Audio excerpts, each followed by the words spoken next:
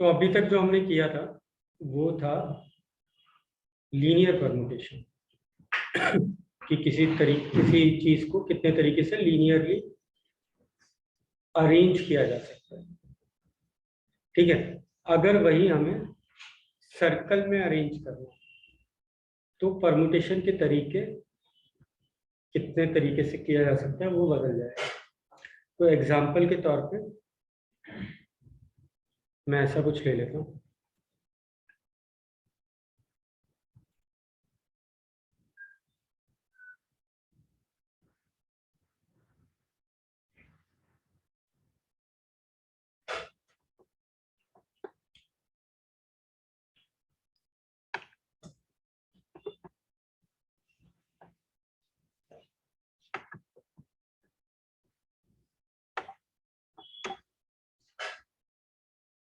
कि एक सर्कल में मैं 4 लोगों को अरेंज कर रहा हूँ, उनका नाम दे देता हूँ ए, बी, सी एंड डी।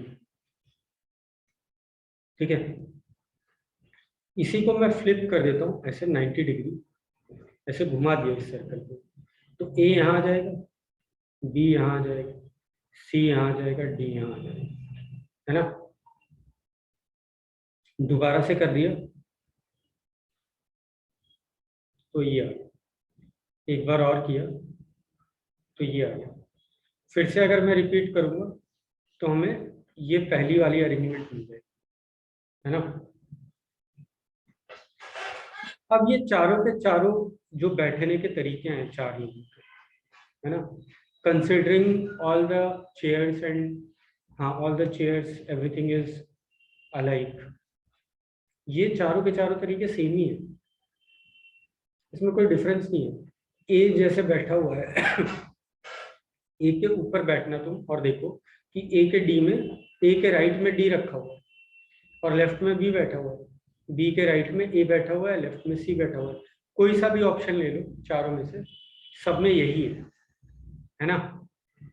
सही बात है, यानी चारों के चारों ए बी सी डी को कोई फर्क ही नहीं आ रहा, फर्क ही नहीं लग रहा इन चारों अरेंजमेंट।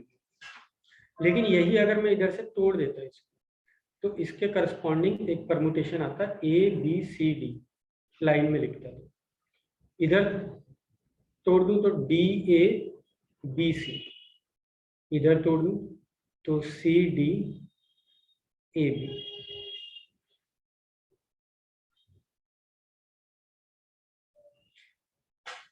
ये चारों परमुटेशन तो डिफरेंट है ना। यानी एक circular permutation is giving rise to 4 linear permutation,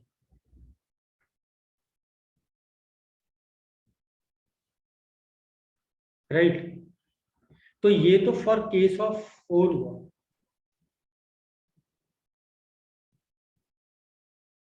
अगर मैं इसी चीज को जनरलाइज करूं तो for case of n 1 circular permutation,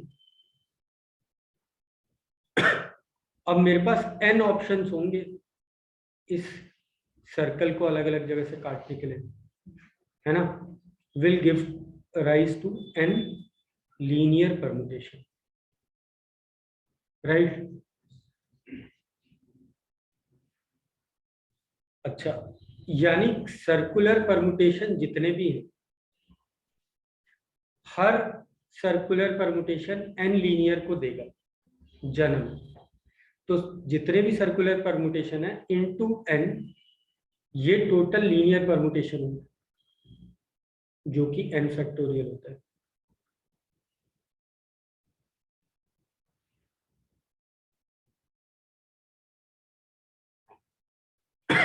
right.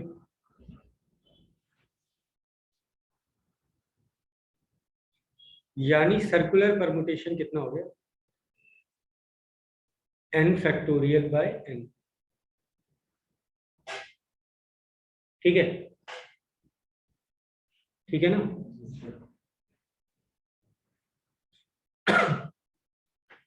अब इसमें भी एक वो है कि देखो, जैसे अगर मैं ऐसे लिख रहा था ए B C D,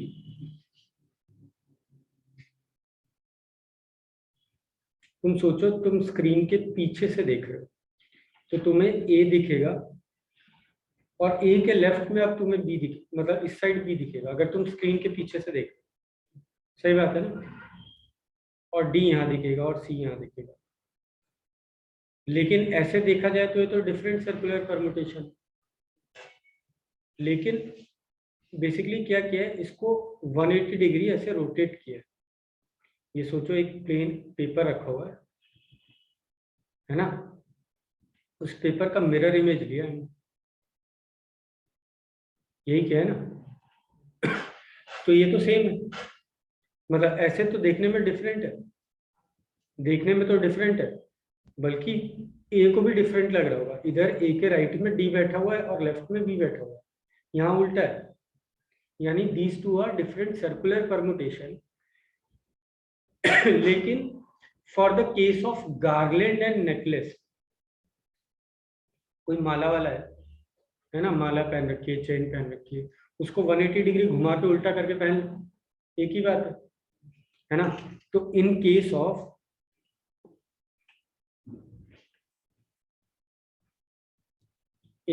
where clockwise and anti-clockwise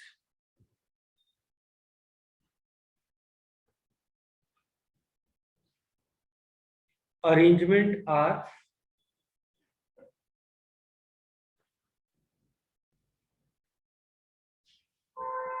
considered same, वहां पे इसको 2 से डिवाइड करना पड़ जाएगा। ठीक है ना? इधर मैं शो नहीं कर पा रहा हूं, लेकिन तुम देखो कि इसको अगर तुम इसको पीछे से देखोगे तो नेकलेस को आगे से देखो, पीछे से देखो, उसमें अरेंजमेंट तो एक ही है ना। लेकिन हम ये दो अलग अलग काउंट कर रहे थे फॉर केस ऑफ नेकलेस, जो कि एक ही होना चाहिए। अदरवाइज ऐसे लोग बैठे हुए हैं तो ये तो डिफरेंट है ना, तब तो n-1 फैक्टोरियल ही होगा। ठीक है,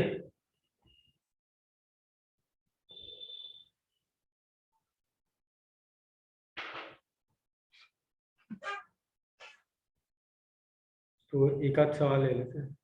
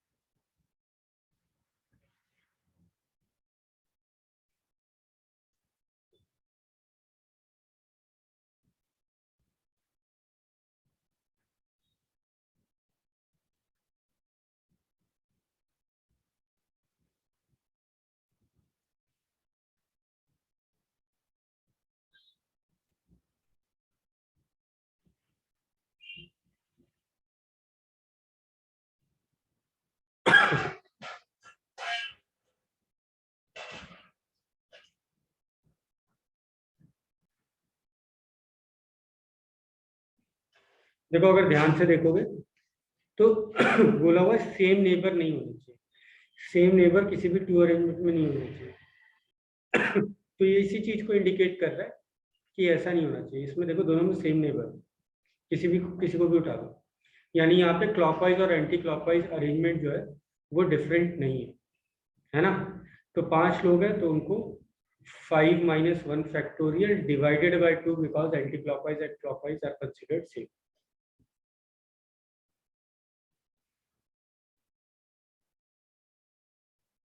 ठीक है, अगला सवाल करो।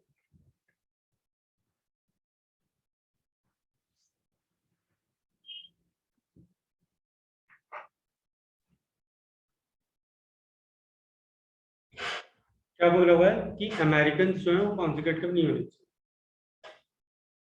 तो जब हम ऐसा करते हैं, कोई भी दो कॉन्जिक्यूटिव अमेरिकन नहीं होने चाहिए, तो जब हमें सेपरेट करके रखना होता है चीजों को तो गैप मेथड यूज करते हैं।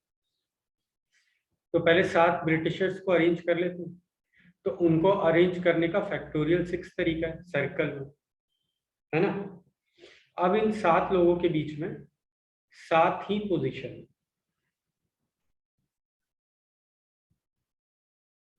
ठीक है, 1 2 3 4 5 6 7, है ना। अब ये हमारा सर्कुलर परम्यूटेशन नहीं रहेगा, अब 7 पोजीशंस है और 7 ही लोग हैं,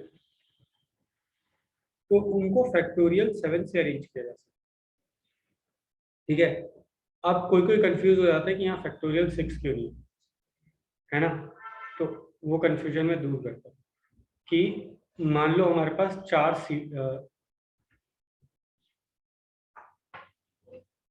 सीटें होती है,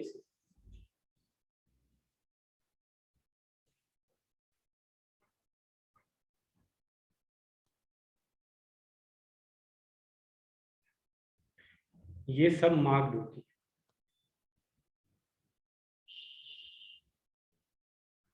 ठीक है। ये सबको मैं मार्क कर दूंगा।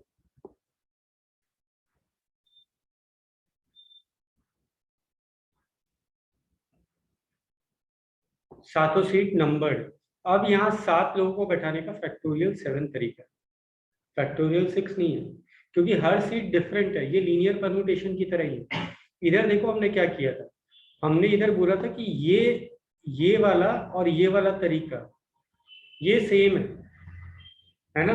लेकिन मैं अगर कुर्सियों को नंबर दे दूं तो मैं तो यहाँ बोलूंगा कि कुर्सी नंबर 1 पे ए बैठा हुआ है और यहाँ कुर्सी नंबर 1 पे डी बैठा हुआ है, तो ये तो अलग अरेंजमेंट हो जाएगा ना। समझ में आ रहा है। तो वंस ये 6 ब्रिटिशर्स यहाँ बैठ गए, अब ये कुर्सियों का नंबर पड़ चुका है, क्योंकि यहाँ पे जो भी ब्रिटिशर बैठा है उसका लेफ्ट और राइट कुछ डिफाइन हो चुका है ना। इनिशियली अगर ऐसे खाली पड़ा हुआ था, कुर्सियां मार्क नहीं थी, सारी की सारी सेम थी, 6 लोगों 7 लोगों को बैठाना था, तो फैक्टोरियल 6 तरीका। लेकिन अगर इधर एक भी आदमी बाद में बैठ जाए, फिर हर चीज स्पेसिफाइड हो गई उसके रिस्पेक्ट में, ठीक है। समझ में आ रहा है।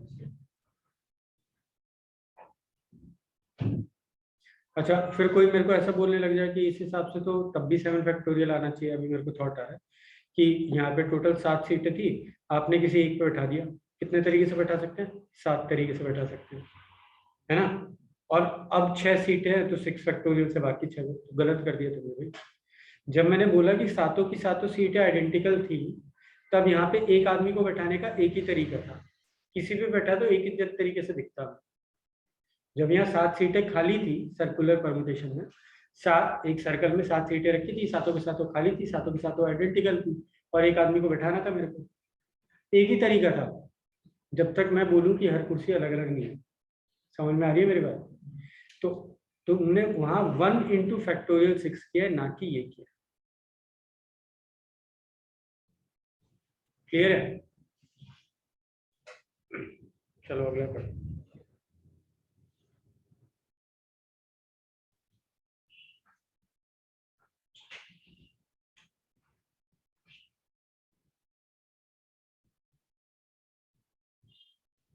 ये हो गया।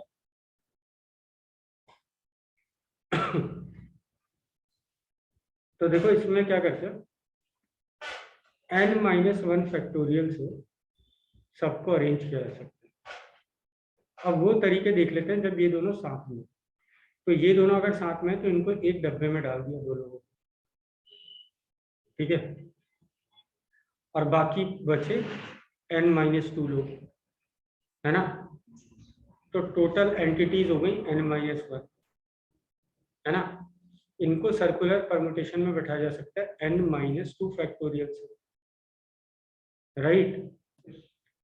और अब ये जब बैठ गए तो इस डब्बे को फैक्टोरियल 2 तरीके से अरेंज किया जा सकता है ना। इन तरीकों में वो साथ में बैठे हैं। तो टोटल तरीके में से माइनस कर देते हैं, तो साथ में नहीं बैठे।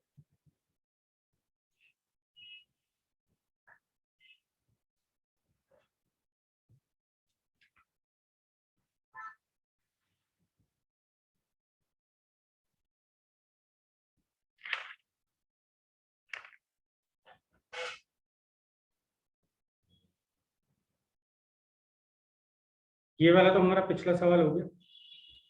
सेम नेबर नहीं है यानी क्लॉकवाइज और एंटी क्लॉकवाइज डिफरेंट नहीं है ना, यानी 8 - 1 factorial divided bye factorial divided by 2।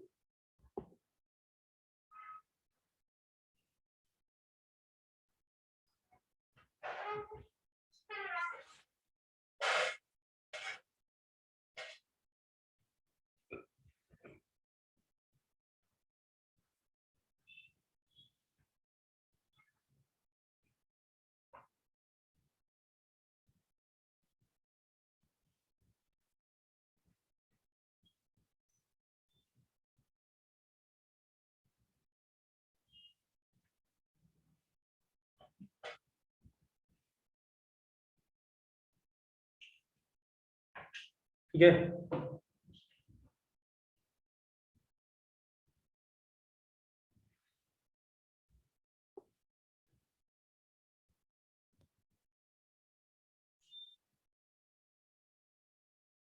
अब देखो ये मैरी गो राउंड में बैठा रहे, तो ऐसा है झूला।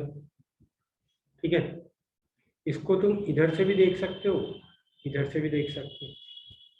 तो यहाँ पे क्लॉकवाइज एंटी क्लॉकवाइज मैटर नहीं करता है ना, तो ये तुम्हें आइडेंटिफाई करना पड़ेगा किसमें मैटर करता है किसमें नहीं करता।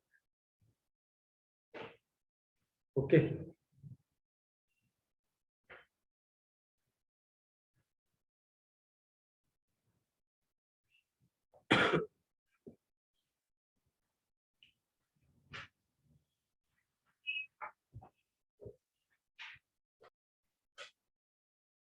तो इसमें क्या बोला हुआ, 10 फ्लावर है डिफरेंट कलर के, गार्लैंड बनाना 6 फ्लावर्स को यूज करेंगे। तो सबसे पहले हम 6 फ्लावर्स को चूज करेंगे, है ना, फिर उनको अरेंज करने का फैक्टोरियल 6/2 बिकॉज गार्लैंड। अगले सवाल में 5 बॉयज एंड 5 गर्ल्स ऑल्टरनेटली बैठने चाहिए, तो दैट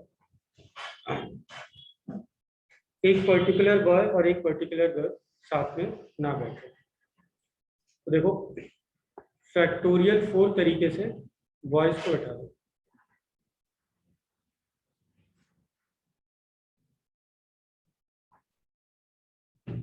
मान लो इसके साथ नहीं बैठना,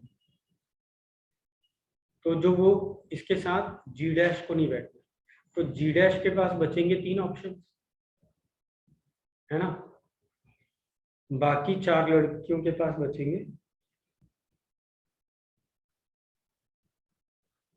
फैक्टोरियल 4 ऑप्शन, है ना।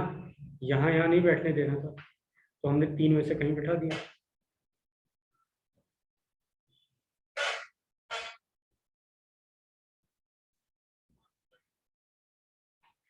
या फिर ऐसे भी कर सकते थे कि फैक्टोरियल 4 इंटू फैक्टोरियल 5 टोटल तरीके हो गए, उसमें से माइनस कर देते हैं जब वो साथ में बैठे।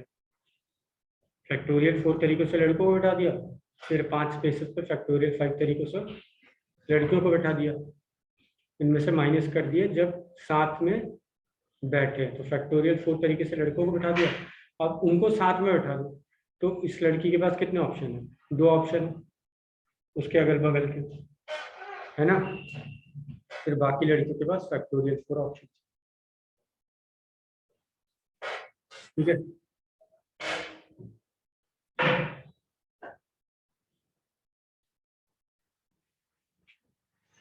इसके बाद टोटल कॉम्बिनेशन, क्या हमें बहुत सारी चीजें दी हुई हैं और हमें उनमें से कम एक सेलेक्ट करना, जैसे n चीजें दी हुई हैं और हमें कम से कम एक सेलेक्ट करना। मान लो n डिफरेंट चीजों में से हमें एक सेलेक्ट करना, तो क्या तरीके होंगे, एक सेलेक्ट कर लो, या फिर कोई भी 2 सेलेक्ट कर लो, या फिर कोई भी उनमें से 3 सेलेक्ट कर लो, या फिर सारे के सारे सेलेक्ट कर, है ना? समझ में आ रहा है ना ये? एंड डिफरेंट चीजें हैं, उनमें से कितनी भी सेलेक्ट करनी, तो कोई एक कर लो या 2 कर लो या 3 कर लो या n कर लो, ठीक है? ये तरीके आ जाएंगे। कोई दूसरा आदमी ऐसे जा सकता था कि ये n डिफरेंट चीजें थी, है ना, तो मैं क्या करता, मैं पहले के पास जाता और बोलता कि मैं इसको अपने झूले में रखूंगा या नहीं रखूंगा, 2 ऑप्शन। दूसरे के पास को झोले में रखूंगा या नहीं रखूंगा, 2 ऑप्शन। तीसरे को झोले में रखूंगा या नहीं रखूंगा, 2 ऑप्शन। nth को मैं झोले में रखूंगा या नहीं रखूंगा, 2 ऑप्शन। जब सबके पास जाके मैंने इंस्पेक्शन किया कि if I am going to keep it or not, then my selection is getting completed, है ना? मेरा झोला में क्या है, एक एक को जाके इंस्पेक्ट करके कि इसको रखता हूँ या नहीं रखता हूँ, ये करने के बाद मेरा काम कंप्लीट हो रहा है। सो देयर आर, तो मल्टीप्लाई करना पड़ेगा, है ना? तो देयर विल बी 2 की पावर n वेज। लेकिन इसमें से एक तरीका वो होगा जब मैं बोल रहा हूँ कि पहले के पास गया और उसको मैंने सेलेक्ट नहीं किया, दूसरे के पास भी गया उसको भी सेलेक्ट नहीं किया, तीसरे के पास गया उसको भी सेलेक्ट नहीं किया, लास्ट के पास गया उसको भी सेलेक्ट नहीं किया। तो अगर कम से कम एक उठाना है तो 2 की पावर n -1 वेज हो जाएंगे, ठीक है? ये बाइनोमियल थ्योरम में हम देखेंगे भी कि ये किस तरीके से ये दोनों बाइनोमियल थ्योरम से भी प्रूफ किया जा सकता है कि ये दोनों बराबर है। बाकी वर्बली तो हमने कर दिया, ठीक है ना? अब इन्हीं ये एंड डिफरेंट के लिए था, ये डिफरेंट के लिए था। अब इसमें कुछ अलाइक है, मान लो P एक तरीके की है, Q एक तरीके की है। फॉर एग्जाम्पल 2 इंग्लिश की किताबें जो सेम, 4 मैथ्स की किताबें जो सेम, है ना, और 3 डिफरेंट किताब, तो मैं कितने तरीके से सेलेक्ट कर सकता हूँ? तो पहले मैं इंग्लिश की किताब के पास गया, पहली किताब के पास मैं बोलूँ कि इसको रखा या नहीं रखा, एक तरीका। दूसरे वाले के पास गया, उसको रखा या नहीं रखा, एक, सॉरी, पहले के पास गया उसको रखा या नहीं रखा, 2 तरीके। दूसरे के पास गया उसको रखा या नहीं रखा, 2 तरीके। तो 2 × 2 4 तरीके। लेकिन ये गलत है, क्यों? क्योंकि दोनों इंग्लिश की बुकें एक जैसी दिखती है। तो या तो मैं 0 बुक उठा सकता हूँ, या तो मैं 1 उठा सकता हूँ, या तो 2 उठा सकता हूँ। इसके अलावा और कोई ऑप्शन ही नहीं है। हमारे पास 4 2 × 2 इसलिए आ रहे थे क्योंकि अगर दोनों इंग्लिश की बुकें सेम होती तो ये तरीके 2 में काउंट हो जाते कि मैंने इंग्लिश की पहली किताब सेलेक्ट करी है, इंग्लिश की दूसरी किताब सेलेक्ट करी है। समझ में आ रहा है ना? तो इसलिए वहां 4 आ जाए। ऐसे ही मान लो 3 किताबें होती तो इतने तरीके होते, केवल 4 होते, लेकिन आंसर यहाँ पे आता 2 × 2 × 2 8 आता, क्योंकि अब यहाँ एक सेलेक्ट करने के 3 तरीके, 0 सेलेक्ट करने का एक ही तरीका है, और 2 सेलेक्ट करने का मैंने E1 E2 सेलेक्ट किया है, या E1 E3 किया है, या E2 E3 किया है ना? फिर 3 सेलेक्ट करने का एक ही तरीका। तो इस वजह से 8 आ रहे थे, लेकिन है एक्चुअली में 4। रीजन, क्योंकि सेम है। तो जब चीजें सेम है तो किस तरीके से सेलेक्ट करते हैं? तो ऐसे सेलेक्ट करते हैं कि या तो मैं एक किताब उठाऊं इंग्लिश की, या दोनों उठा लूं। 2 तरीके तो ये हो गए। या तो मैं 0 किताब उठाऊं, एक तरीका ये हो गया, ठीक है? मैं इंग्लिश की किताब के पास गया, मैंने बोला या तो 0 उठाया, या तो 1 उठाया, या तो 2 उठाया, 3 तरीके। मैथ्स की किताब के पास गया, या तो 0 उठाया, या तो 1, या तो 2, या तो 3, या तो 4, है ना? तो 5 ऑप्शन। फिर मैं 3 डिफरेंट किताबें, अब ये सारी डिफरेंट है, तो मैं पहली के पास गया, उसको उठाया नहीं उठाया, 2 तरीके। दूसरे के पास गया, उसको उठाया नहीं उठाया, 2 तरीके। तीसरे के पास गया, उसको उठाया नहीं उठाया, 2 तरीके। तो टोटल में जितने आ गए, अब कम से कम एक सेलेक्ट करना है तो -1, ठीक है? वही चीज यहाँ पे लिखी हुई है। अच्छा, ये गलत लिखा हुआ है।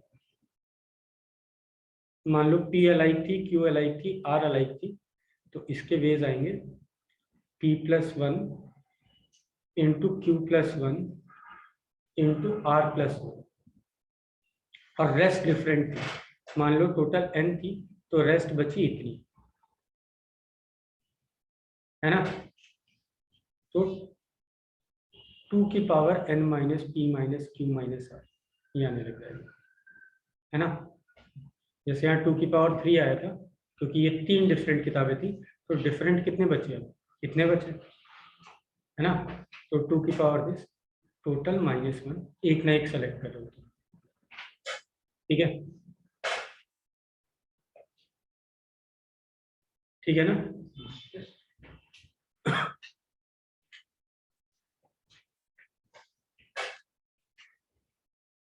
इस सवाल में क्या बोला हुआ है कि हमें कितने भी पैसे उठाने, 50 पैसे का हमारे पास,